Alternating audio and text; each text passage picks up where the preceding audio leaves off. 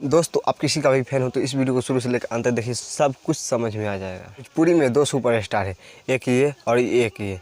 एक है पवन सिंह और एक है खेसारी लाल यादव। एक को कहते हैं पवन सिंह और पता है दूसरे को क्या कहते हैं, खेसरिया।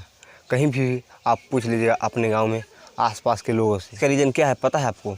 पहले का सारा मामला छोड़ दीजिए, अभी का एकदम ताज़ा मामला बताते हैं। ये है खेसारी लाल यादव का बिया कि मरियो जो है तो ओकरा घर में सोहर ना हो। पता है इनका भी रिप्लाई पवन सिंह कुछ इस प्रकार से देते हैं। जिसके किस्मत में है उसको कोई ले नहीं सकता और ना ही उसको कोई छीन सकता है, और जो हमारे किस्मत में है उसको भी कोई ले नहीं सकता, उसको भी कोई छीन नहीं सकता।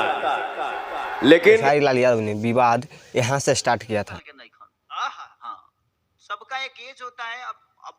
अब वो हीरो बनते हैं तो थोड़ा सा एज ग्रुप हो गया है। अब हीरोइन के साथ नाचते हैं तो थोड़ा सा वो अंकल टाइप का होता है सीजन। भाई पवन सिंह है, पवन सिंह भी कुछ इस प्रकार से रिप्लाई पेल देते हैं। वहाँ क्या सौरी घर में से निकलनी है। तो वही नाम पे सोहर गा दिया क्या? सोहर बजाओ हो रहा तो बजाओ सोहर बजाओ। तो लग जाता है खेसरिया को मिर्ची। गजब बेइज्जती है। पता है खेसारी लाल यादव इसी बात से पवन सिंह को इतना अशब्दवाद बोला था, पवन सिंह को कुछ इस प्रकार से कि मरियो जो है तो ओकरा घर में सोहर ना हो। भाई पवन सिंह है, घंटा फर्क पड़ेगा। अब उदाहरण के तौर पर हम बताते हैं, अगर हमारी मौसी नहीं ना है, अगर आप हमको मौसी गाल दीजिएगा ना तो हमको हर घंटा फर्क पड़ेगा। तो वैसे ही हुआ, पवन सिंह ने भी कुछ इस प्रकार से रिप्लाई दिया चुटकियों में। हेलो चाचू,